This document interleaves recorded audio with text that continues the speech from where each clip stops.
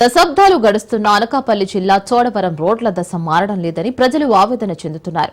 11 ఏళ్ల క్రితం వేసిన రోడ్లపై పాలకులు దృష్టి పెట్టకపోవడంతో చోడవరం మండలంలో అడుగడుగుకు ఓ గుంత పడింది.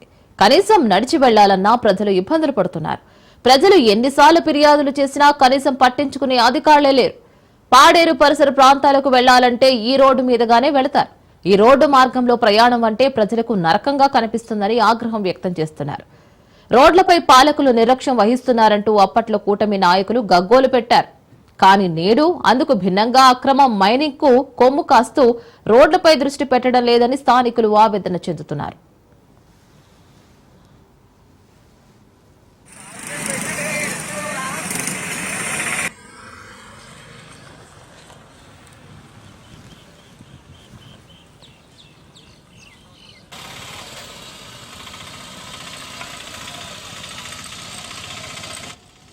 పాత రోడ్డుపై మైనింగ్ నుంచి భారీ వాహనాలు రాకపోకలు సాగిస్తూ ఉండడంతో రోడ్లన్నీ పాడవుతున్నాయి.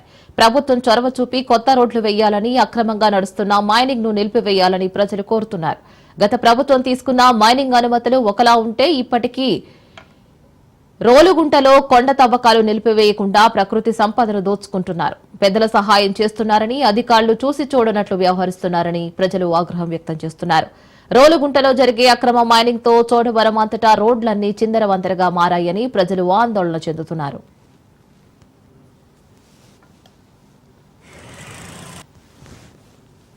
ముఖ్యంగా కూటమి ప్రభుత్వం అధికారంలోకి వచ్చిన తర్వాత ఖచ్చితంగా మా ఫస్ట్ పని రోడ్లు ఏవైతే ఉన్నాయో రోడ్లు పూర్తి స్థాయిలో వేస్తామని చెప్పేసి అధికారంలోకి వచ్చారు. గత ప్రభుత్వం కూడా రోడ్లు వేస్తామని చెప్పారు, కానీ గత ప్రభుత్వం కూడా 5 ఏళ్లలో విఫలమైంది. కనీసం కూటమి ప్రభుత్వం అయినా సరే రోడ్లని బాగు చేస్తారేమో, రోడ్లు వేస్తారేమో అని అనుకున్నాం. కానీ కూటమి ప్రభుత్వం వచ్చిన తర్వాత కూడా ఇదే పరిస్థితి కొనసాగుతూ ఉంది. ముఖ్యంగా నర్సీపట్నం నుండి చోడవరం అనకాపల్లి వెళ్ళే వరకు కూడా రోడ్ల పరిస్థితి చాలా అధ్వానంగా ఉంది.